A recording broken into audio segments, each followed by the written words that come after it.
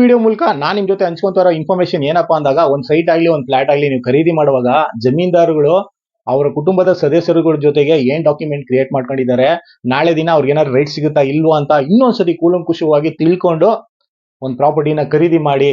ಇಲ್ಲ ಅಂದಾಗ ನಾವು ಬೆಲೆ ಕೊಡ್ಬೇಕಾಗತ್ತೆ. ಈ ತರ ಪ್ರಾಬ್ಲಮ್ಗಳು ಬರುತ್ತೆ ಅಂತ ಒಂದು ಅವೇರ್ನೆಸ್ ಕೊಡೋಣ ಅಂತಾನೆ ಈ ವಿಡಿಯೋ ಮಾಡ್ತಾ ಇರೋದು. ಸೊ ಒಂದ್ ಪತ್ರನ ನೋಂದಣಿ ಮಾಡ್ಕೊಂತೀರಾ ಅಂದಾಗ ಒಂದು ಕಾನೂನು ಸಲಹೆಗಾರರ ಹತ್ರ ಕ್ಲೀನ್ ಆಗಿ ತಿಳ್ಕೊಳ್ಳಿ, ಅಥವಾ ಸಬ್ ರಿಜಿಸ್ಟರ್ ಆಫೀಸ್ಗಳಲ್ಲಿ ಹೋಗ್ಬಿಟ್ಟು ಇನ್ಫಾರ್ಮೇಶನ್ ಕಲೆಕ್ಟ್ ಮಾಡ್ಕೊಂಡು ಆಮೇಲೆ ರಿಜಿಸ್ಟರ್ ಮಾಡ್ರಿ. ಇಲ್ಲ ಅಂದ್ರೆ ತುಂಬಾ ಸಮಸ್ಯೆ ಆಗುತ್ತೆ. ಬೈಫರ್ಕೇಶನ್ ಡೀಡ್ ಅಥವಾ ಪಾರ್ಟಿಷನ್ ಡೀಡ್, ಇದನ್ನ ಕನ್ನಡದಲ್ಲಿ ವಿಭಾಗ ಪತ್ರ ಅಂತಾರೆ. ಒಂದು ಕುಟುಂಬದ ಆಸ್ತಿನ ಕುಟುಂಬದ ಸದಸ್ಯರಿಗೆ ಪೀಸ್ ಆಗಿ ಮಾಡೋದು, ಅಥವಾ 4-5 ಪ್ರಾಪರ್ಟಿಗಳಿರುತ್ತೆ ಅದನ್ನ ಹಂಚೋದು ಅಲ್ವರಾ. ಇದನ್ನೇ ಬೈಫರ್ಕೇಶನ್ ಡೀಡ್, ಪಾರ್ಟಿಷನ್ ಡೀಡ್ ಅಂತ ಕರೆಯೋದು. ಆದ್ರೆ ಆ ಪ್ರಾಪರ್ಟಿನೇ ಹಂಚಿಲ್ಲದೆ ಕುಟುಂಬದ ಸದಸ್ಯರುಗಳಲ್ಲಿ ಕುಟುಂಬದ ಒಬ್ಬ ಮೆಂಬರು ಕಾಸು ಕೊಟ್ಟು ತಗೊಂತೀನಿ ಅಂತ ಮಾಡ್ತಾನೆ. ಇದು ಲೀಗಲಿ ಸ್ಟ್ಯಾಂಡ್ ಆಗುತ್ತಾ ಅನ್ನೋದೇ ನನ್ನ ಕ್ವಶನ್. ಇದ್ರ ಬಗ್ಗೆ ಕೆಲವು ಎಕ್ಸ್ಪ್ಲೇಷನ್ ಜೊತೆಗೆ ಒಂದು ಎಕ್ಸಾಂಪಲ್ ಜೊತೆಗೆ ಈ ವಿಡಿಯೋ ಮಾಡ್ತಾ ಇದ್ದೀನಿ. ಒಂದು ಅವೇರ್ನೆಸ್ಗೋಸ್ಕರ, ಯಾವುದೇ ತರದ ಉದ್ದೇಶ ಪೂರ್ವಕವಾಗಿ ಯಾರಿಗೂ ಹೇಳ್ತಾ ಇಲ್ಲ, ಒಂದು ಅವೇರ್ನೆಸ್ ಕೊಡೋಣ. ಸೊ ಬೈಫರ್ಕೇಶನ್ ಡೀಡ್ ಅಂದಾಗ ಆಸ್ತಿನ ಭಾಗ ಮಾಡ್ಕೊಡ್ಬೇಕು, ಇಲ್ಲ ಅಂದ್ರೆ ಹಕ್ಕು ಬಿಡುಗಡೆ ಮಾಡ್ಕೊಬೇಕು. ಈ ತರ ಬೈಫರ್ಕೇಶನ್ ಡೀಡ್ ಅಲ್ಲಿ ಆಸ್ತಿನೂ ಕೊಡದೆ ಕಾಸು ಕೊಡದೆ ಕುಟುಂಬದ ಸದಸ್ಯರನ್ನೇ ಏಮಾರಿಸ್ತಾರಲ್ಲ, ಈ ತರನೂ ಮಾಡ್ತಾರೆ. ಆದ್ರೆ ಈ ತರ ಡಾಕ್ಯುಮೆಂಟ್ ಕ್ರಿಯೇಟ್ ಮಾಡುವಾಗ ನಾಳೆ ದಿನ ಯಾರು ತಗೊಂಡಿದಾರಲ್ಲ ಅಥವಾ ಯಾರು ಬಿಟ್ಕೊಟ್ಟಿದಾರಲ್ಲ ಅವ್ರಿಗೆ ಆ ಹಕ್ಕು ಸಿಗುತ್ತಾ ಸಿಗಲ್ವಾ ಅನ್ನೋದೇ ಈ ವಿಡಿಯೋಲಿ ನನ್ಗೆ ಗೊತ್ತಿರಂಗೆ ಹಂಚ್ಕೊಂತಾ ಇರೋದು.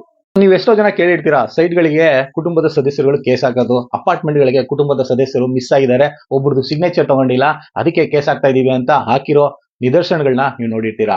ಆದರೆ ಕುಟುಂಬದ ಸದಸ್ಯರೇ ಮೋಸ ಮಾಡ್ಕೊಂಡು ಡಾಕ್ಯುಮೆಂಟ್ಗಳನ್ನ ಕ್ರಿಯೇಟ್ ಮಾಡ್ತಾರೆ. ನಾಳೆ ದಿನ ಈ ಪ್ರಾಪರ್ಟಿ ನಿಮ್ಗೆ ಹಕ್ಕೆ ಇಲ್ಲ ಅಂತಾರೆ ಅಂತ ವಾದ ಮಾಡೋರು ತುಂಬಾ ಜನ ಇದ್ದಾರೆ. ಈ ತರ ಡಾಕ್ಯುಮೆಂಟ್ಗಳನ್ನ ಮಾಡ್ಬಿಟ್ಟು ಅವ್ರಿಗೆ ಹಕ್ಕಿಲ್ಲ ಅಂತ ಹೇಳ್ತಾರಲ್ಲ, ಆಗುತ್ತಾ? ಸೊ ಯಾವ ತರ ಡಾಕ್ಯುಮೆಂಟ್ಗಳನ್ನ ಯಾವ ರೀತಿ ಮಾಡಿ ಇಟ್ಕೊಬೇಕು, ಈ ತರ ಡಾಕ್ಯುಮೆಂಟ್ಗಳನ್ನ ಮಾಡಿಕೊಂಡಾಗ ಅವ್ರಿಗೆ ಹಕ್ಕು ಬರುತ್ತಾ ಅನ್ನೋದನ್ನೆಲ್ಲ ನನ್ಗೆ ಗೊತ್ತಿರಂಗೆ ಇವತ್ತು ತಿಳಿಸ್ಕೊಡ್ತಾ ಇದ್ದೀನಿ. ಚಾನಲ್ಗೆ ಹೊಸದಾಗಿದ್ರೆ ದಯವಿಟ್ಟು ಚಾನಲ್ಗೆ ಸಬ್ಸ್ಕ್ರೈಬ್ ಆಗಿ. ಕೊಡೋ ಮಾಹಿತಿಗಳು ನಿಮ್ಗೆ ಹೆಲ್ಪ್ಫುಲ್ ಆಗುತ್ತೆ ಅಂತಾನೆ ಈ ತರದ ವಿಡಿಯೋಗಳು ಮಾಡ್ತಾ ಇರೋದು, ಅವೇರ್ನೆಸ್ ತಿಳಿಸ್ತಾ ಇರೋದು. ನಿಮ್ಗೂ ಅವೇರ್ನೆಸ್ ಬಂತು ಅಂದ್ರೆ ಲೈಕ್ ಕಮೆಂಟ್ ಮಾಡೋದನ್ನ ಮರಿಬೇಡಿ, ಹಾಗೆ ಶೇರ್ ಮಾಡಿ ಅಂತ ಹೇಳ್ತಾ ಇವತ್ತಿನ ಟಾಪಿಕ್ ಹೋಗ್ತಾ ಇದ್ದೀನಿ. ಕಾಂಚೀಪುರಂ ಅಂತ ಒಂದು ಊರಲ್ಲಿ ಆಗಿರುವ ಇನ್ಸಿಡೆಂಟ್. ಒಂದು ಡಾಕ್ಯುಮೆಂಟ್ ನ ಕ್ರಿಯೇಟ್ ಮಾಡಿದ್ದಾರೆ. ಏನಪ್ಪಾ ಅದು ಅಂದಾಗ ವಿಭಾಗ ಪತ್ರ, ಬೈಫರ್ಕೇಶನ್ ಡೀಡ್ ನ ಕ್ರಿಯೇಟ್ ಮಾಡಿದ್ದಾರೆ.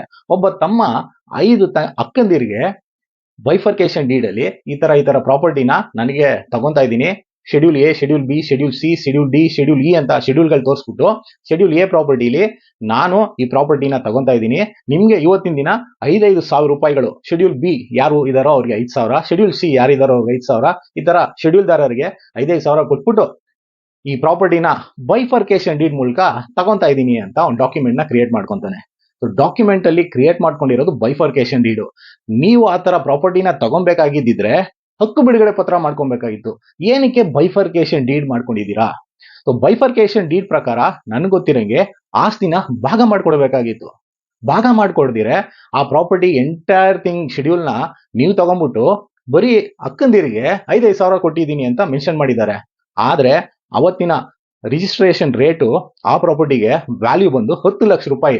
ಅಟ್ಲೀಸ್ಟ್ ಅದರ ಅಮೌಂಟ್ ಆದ್ರೂ ತೋರಿಸ್ಬೇಕಲ್ಲ, ಇಷ್ಟು ಶೇರ್ ಹೋಲ್ಡರ್ಗೆ ಇಷ್ಟು ಅಮೌಂಟ್ ಬರುತ್ತೆ, ಇಷ್ಟು ಕೊಡ್ತಾ ಇದ್ದೀನಿ ಅಂತ ಏನು ಮೆನ್ಷನ್ ಮಾಡಿಲ್ದಿರೆ ಬೈಫರ್ಕೇಶನ್ ಡೀಡ್ ರಿಜಿಸ್ಟರ್ ಮಾಡಿಸ್ಬಿಟ್ಟು ಅಕ್ಕಂದಿರ್ಗಳಿಗೆ 5,000 ಕೊಟ್ಟಿದ್ದೀನಿ ಅಂತ ಒಂದು ಡಾಕ್ಯುಮೆಂಟ್ ಕ್ರಿಯೇಟ್ ಮಾಡಿದ್ದಾರೆ.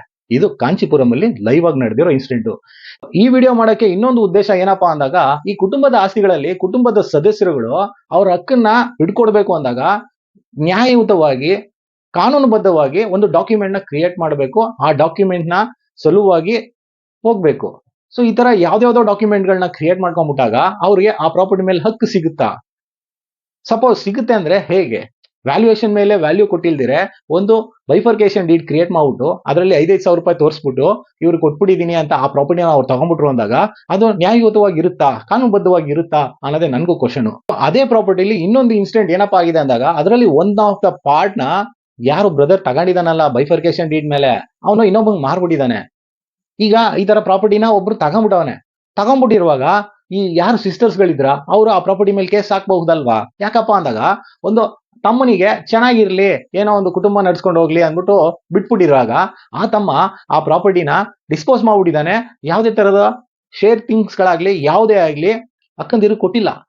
ಇದರಲ್ಲಿ ಒಂದ್ ಮಾತು ಏನಪ್ಪಾ ಹೇಳ್ತಾರೆ ಅಂದಾಗ, ಈ ತರ ಆಸ್ತಿಲಿ ಹೆಣ್ಣು ಮಕ್ಕಳಿಗೆ ಯಾವುದೇ ತರದ ರೈಟ್ಸ್ ಇಲ್ಲ, ನಾವು ಮದುವೆ ಕಾರ್ಯಗಳನ್ನೆಲ್ಲ ಮಾಡ್ಬಿಟ್ಟಿದೀವಿ ಅಂತ. ಸೊ ಹೆಣ್ಣು ಮಕ್ಕಳಿಗೆ ಆಲ್ರೆಡಿ ಒಂದು ಆಸ್ತಿ ಕೊಟ್ಟು, ಒಂದು ಪ್ರಾಪರ್ಟಿ ಕೊಟ್ಟು ಬೇರೆ ಪ್ರಾಪರ್ಟಿ ಮೇಲೆ ಕೇಸ್ ಹಾಕಿದಾಗ ಹಕ್ಕಿರಲ್ಲ ಅಂತ ನನ್ಗೆ ಅನ್ಕೊಂಡಿದೀನಿ.